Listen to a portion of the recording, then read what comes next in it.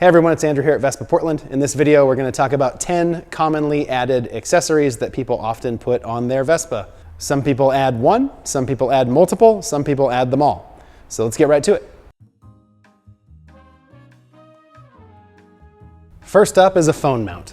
A phone mount is a super common request. People love their phone, and they love when their phone shows them maps and how to avoid traffic jams. Your Vespa most likely has a USB port in the glove box. Some of those USB ports are mounted on the top and some are mounted on the bottom. And as of time of filming, summer 2025, they are still shipping them as USB-A ports. So make sure that you get a cable, USB-A to whatever USB you need to charge. In my case, I have an iPhone 15, so it's a USB-A to USB-C. So this is what a RAM mount looks like installed on a GTS and on a 150. To get your phone in the mount, you can either pull up on the spring-loaded top and just set your phone in and then lower it down, or you can just push in from the bottom one-handed like this. Make sure your phone is entirely behind the jaws of the mount so that it doesn't pop out of there when you're riding. If you use a pop socket on the back of your phone, I think you're going to want to take that off if you're going to use this mount. Sometimes the pop socket gives enough gap to where the phone doesn't exactly set how it should in the mount. And the last thing you want is some $1,000 phone falling out of a mount while you ride. With your phone in a mount, you can easily see maps, avoid traffic, and see whatever else pops up on your phone. This is especially cool if you have a communications system in your helmet, like a Sena or a Cardo. You can listen to music, podcasts, audiobooks, whatever. Oh, hold on a second.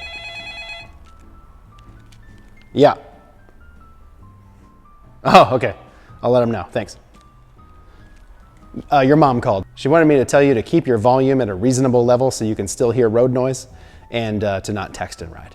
This particular phone mount is made by RAM mounts. I've used these forever and I love them.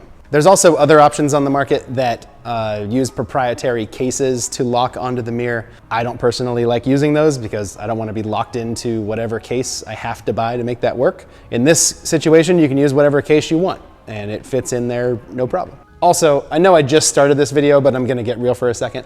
A few years back, I got hit by a car on a test ride and my phone did not come out of the RAM mount. That is all the evidence I needed for reliability. I'm fine, by the way, thanks for asking.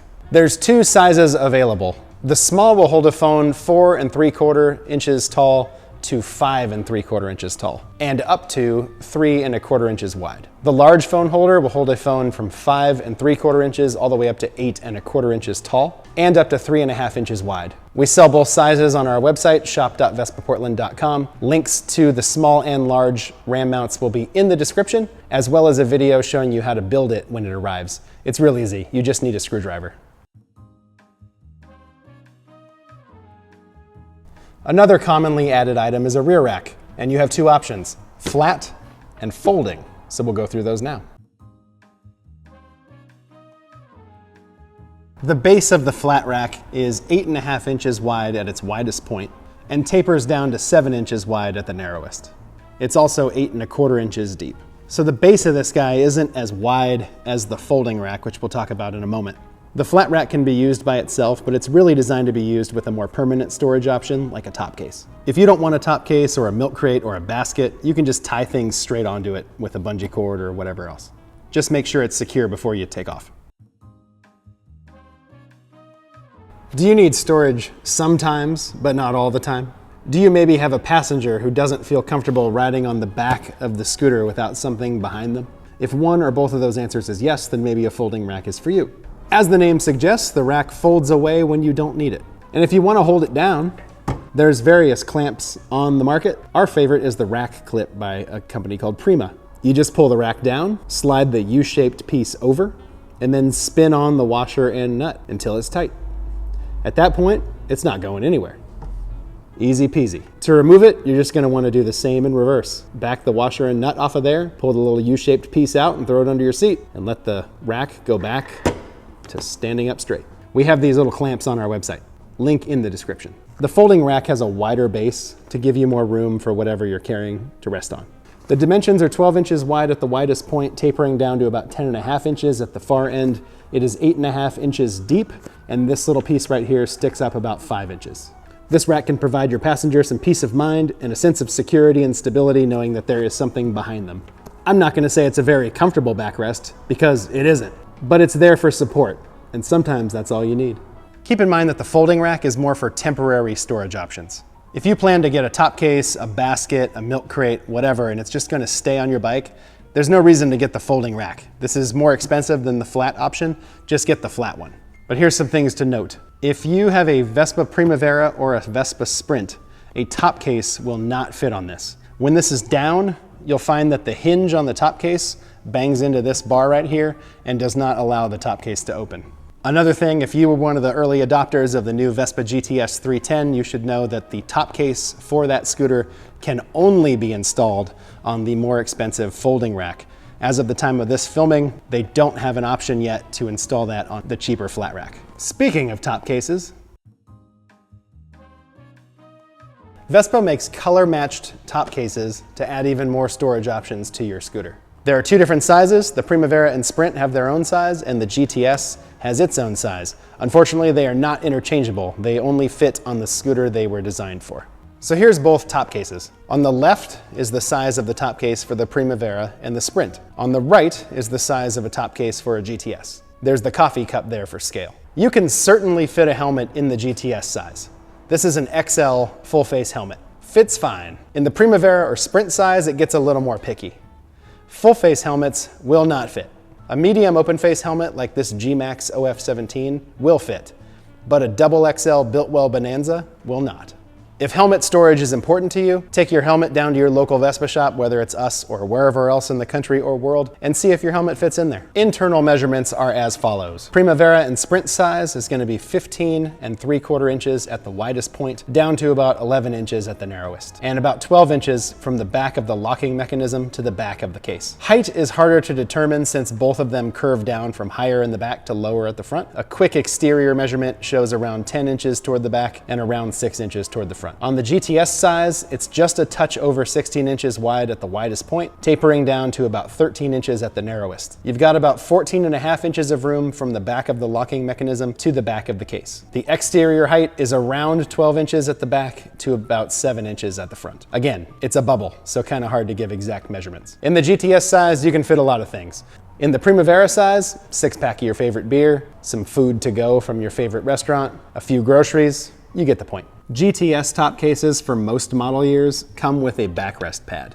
The Primavera and Sprint top case never came with a matching back pad, but you can always order that separately. And as of 2025, you now have to order the GTS one separately as well because they aren't shipping them with top cases anymore.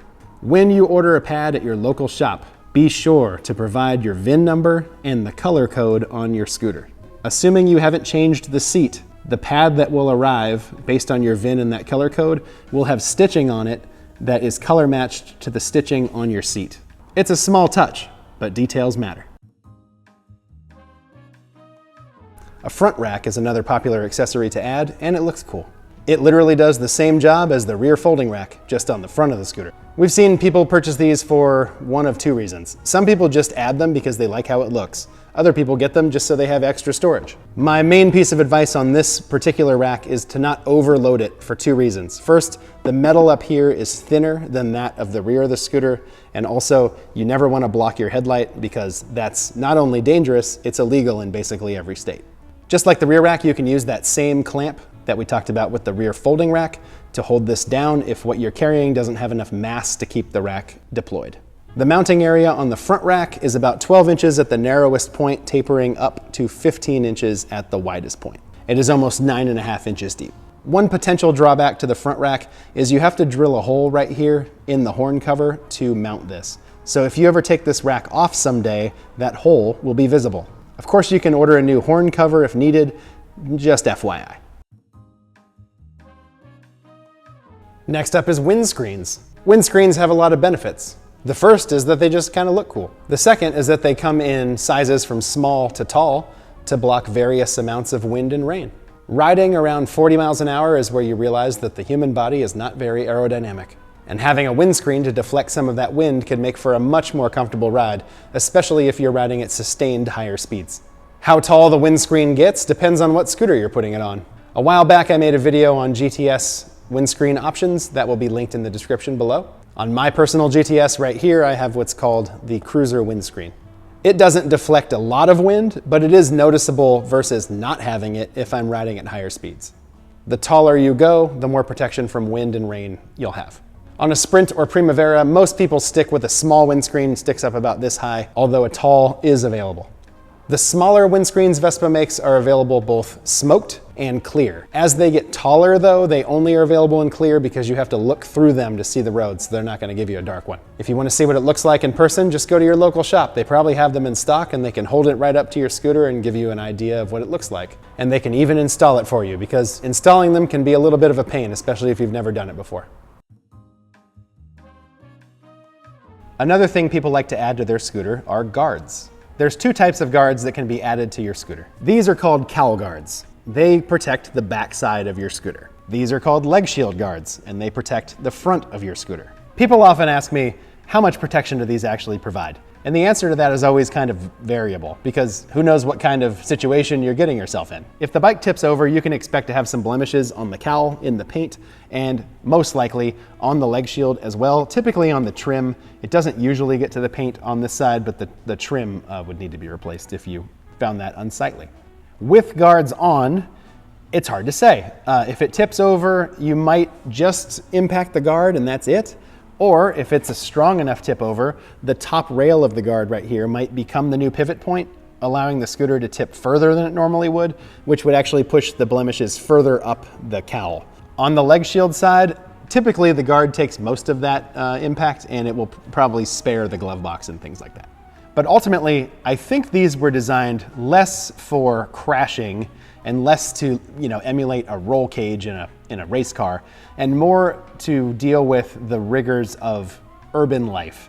So for instance, if you parked in a busy part of town, not a lot of parking, everyone's kind of packed in on the street, and a car backed up and bumped into your scooter, this guard might actually take the brunt of that and not actually affect the paint, because the fender of the car might be low enough to impact there. Or if you're in a grocery store parking lot and a runaway shopping cart is coming down the hill towards your scooter and hits it, chances are it'll hit the guard and kind of bounce off instead of running right into the paint. It's hard to say. It's all various situations. It all kind of depends. If you're not really worried about the bumps and scrapes, people also just install these for aesthetics, which is what the previous owner of this scooter did. He just thought it looked really good with the white and the blue and the black to play together, and I think he was right. And so it always adds a little element to them, makes them a little more beefy looking, I guess I would say, than if they're just, stock without the guard. Cowl guards are available in black, as you see here, as are leg shield guards. They're also available in chrome for the GTS 300. A little larger, different look, but also available in black and chrome.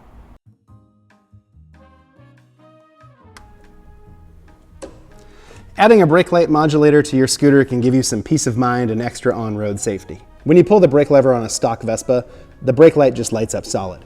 When you pull the brake lever with a brake light modulator installed, it does a great job of getting a driver's attention.